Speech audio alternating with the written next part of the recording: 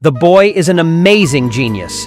The useless wooden pallet became precious in his hands. Stepmother's 70th birthday is coming in a few days. The boy really can't think of a suitable gift. Therefore, he plans to use his status as a carpenter to make beautiful and unique art pieces for his stepmother as gifts. He first took out 100 yuan to buy some wooden pallets from his uncle. He was very creative and confident with these wooden pallets and decided to make a unique and sophisticated wooden table for his mother-in-law. But when he revealed his plans to his wife thinks he may be crazy, bought these worthless wooden pallets for $100. The woman was worried about embarrassing her mother.